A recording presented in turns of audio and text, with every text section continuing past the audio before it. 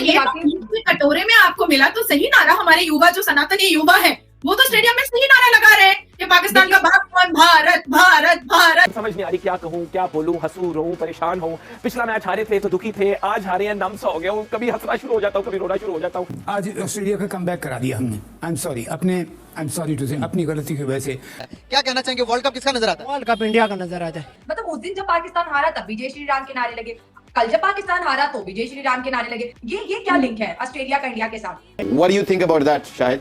मैं बाबर को मैं उस बाबर को उस कैटेगरी में या उस लेवल पे काउंट करना चाहता हूं कि जो प्लेयर्स होते हैं जो मैच को खत्म करके चलते हैं। विराट कोहली का नाम लें, विलियमसन का नाम लें, इस तरह के जो दूसरे प्लेयर हैं तो बड़ी डिसअपॉइंटमेंट होती है। अभी तक की लड़ाई तो नीचे, हम थोड़े से अकेले थे हमारे साथ इंग्लैंड और ऑस्ट्रेलिया भी आ गए।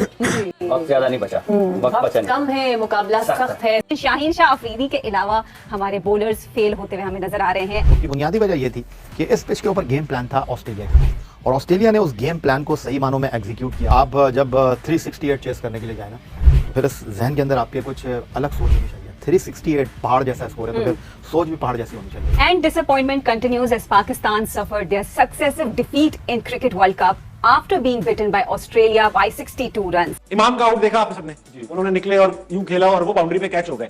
मैंने मैच शुरू होने से पहले भी बताया था कि इस विकेट पे क्योंकि रन्स बहुत बनते हैं इस ग्राउंड में, ग्राउंड छोटा भी है और आउटफील्ड बहुत तेज है और विकेट बहुत फ्लैट होता है, तो इस पे बैटिंग करके रन्स ऑन बोर्ड और उनकी टीम अंडर प्रेशर ऑलरेडी है। उनका ना वार्नर चल रहा था ना स्मिथ चल रहा था, तो बैटिंग जो की मेरा ख्याल है कि ये थोड़ा सा मेरा ख्याल है कि ये गलत डिसीजन हो। साथ में देखिए हर प्लेयर, सिर्फ बाबर नहीं, रिजवान की भी वो इतनी जिम्मेदारी थी, इफ्तिखार की भी थी, सऊद शकील की भी वही जिम्मेदारी थी। आई थिंक बाबर ने बिलीव की बात तो की है, बिलीव के साथ साथ आई एम नॉट श्योर पहले 8 ओवर और 10 ओवर की बात नहीं। I think we are lacking in middle overs में हम फंस रहे हैं, जहां पे हमें विकेट भी नहीं मिल रही और उनके दूसरी ऑपोजिशन की पार्टनरशिप बिल्टअप हो रही है। जो हम एशिया कप से लेके अभी तक ये बात कर रहे हैं कि मिडिल ओवर्स में हमें विकेट नहीं मिली, हमारे spinners they are not coming into the party. So I think ये सबसे बड़ा अलमिया है।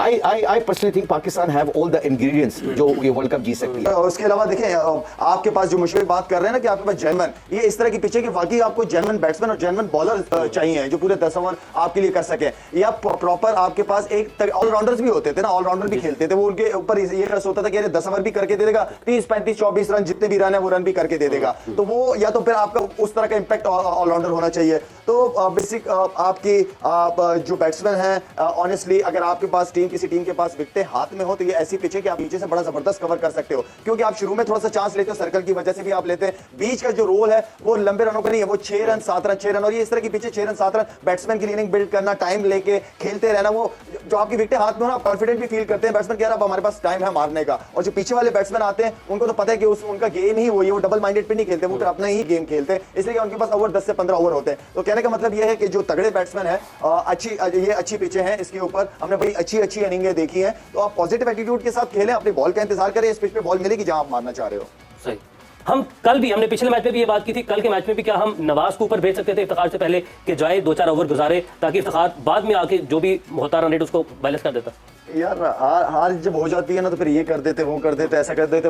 देखिए इफ्तिखार की कोई बुरी चॉइस नहीं है, इफ्तिखार भी काफी एक्सपीरियंस है। इफ्तिखार को भी थोड़ा सा टाइम चाहिए था ना उस पिच के ऊपर कि वो जाता सिंगल डबल से इनिंग शुरू करता, कॉन्फिडेंट फील करता, उसके सामने ओवर होते, इनिंग बिल्ड करता, फिर उसके बाद छक्के चौके मारता। वो एक गलत शॉट सिलेक्शन पे जो है वो मेरे ख्याल में आउट हुआ है, उस पर शॉट वो बनता नहीं था कि बॉलर तेज गेंदे कर रहा है और आप उसको एज अ बॉलर मैं ये चाहता था हमेशा कि मुझे कोई कट मारने वाला हो या स्विप मारने वाला हो ताकि मैं उसको पैड पे मार सकूं या बोल्ड कर सकूं। तो इतना वो थोड़ा सा मैं समझता हूं कि थोड़ा दिमाग का इस्तेमाल ज्यादा होना चाहिए था कि बॉल सीधा स्किट कर रहा है तो मैं सीधे बैट से मारूं या खेलूं तो ज्यादा सेफ रहूंगा। वो पिचेस इस तरह की पिचेस पे आप सामने हिट मारने जाते ज्यादा सेफ रहते हो। अगर वो फ्लाइट से करता तो आप कट मारते तो ठीक था, लेकिन वो वहां पे अगर थोड़ा सा वो कर जाता, मेरे ख्याल में इफ्तिखार से मुझे कल बहुत ज्यादा उम्मीद थी कि वो पिच उसके मतलब के उस जिस तरह की उसकी हिटिंग है उस लड़के की, क्योंकि उसमें mid on mid of mid wicket ये एरियाज बहुत स्ट्रांग है उसके, तो जिसके ये एरियाज हो इस तरह की पिचेस के ऊपर तो वो रन उससे रोकना बड़ा मुश्किल काम हो जाता है। दोस्तों, उम्मीद करते हैं आपको आज का वीडियो पसंद आया होगा। आप वीडियो को लाइक जरूर कीजिएगा और भारत पाकिस्तान की वीडियोस देखने के लिए चैनल को सब्सक्राइब करके बेल आइकन जरूर दबाइएगा। जय हिंद, वंदे मातरम।